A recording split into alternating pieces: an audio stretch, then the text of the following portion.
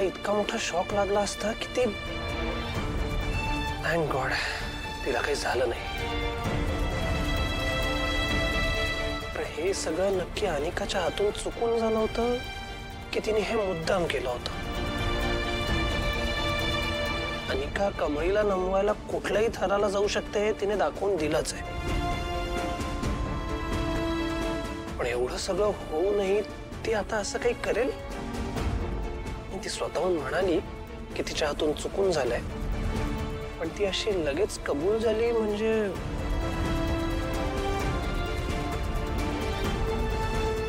नाही, माहित नाही, पण काहीतरी गडबड नक्की आहे. दादा दादा आईला काय प्रॉब्लेम आहे कमळीशी रे? का ती तिचा इतका रागराग करते? अरे काय केलंय तिने? तिने माझ्यासाठी किती काय काय केलंय तुला माहिती आहे ना. त्या रात्री कमळी आली नसती तर काय झालं असतं? अरे स्वतःच्या आयुष्याचा विचार नाही केला रे तिने माझ्यासाठी. आज जे लोक कमळीला वाईट समजतात त्यांना कसं सांगू, कसं पटवून देऊ की ती किती चांगली मुलगी आहे. दुसऱ्याच्या भल्यासाठी स्वतःचं आयुष्य पणाला लावते रे ती.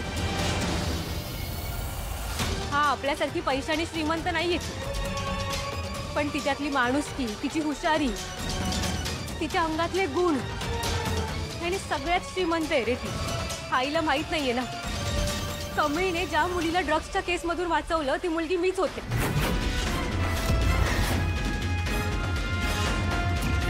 त्या रात्री जर तिने माझं नाव घेतलं असतं तर मला पण जेलमध्ये जावं लागलं असतं रे. पण त्याच्या आधी जे काही झालं असतं आणि मला कुठेच तोंड दाखवायला जागा उरली नसती रे. हे आईला माहित नाहीये ना, म्हणून ती तिला नावं ठेवती. आणि मला सांग, आई सतत स्टेटस स्टेटस करते ना रे. हा, हे तिचं स्टेटस कोणी वाचवलं? कमळीनेच ना. राजू, काय झालं होतं पार्टीत? मला सांग काय झालं होतं? अगं बोल ना, सांग मला काय झालं राजू, बोल.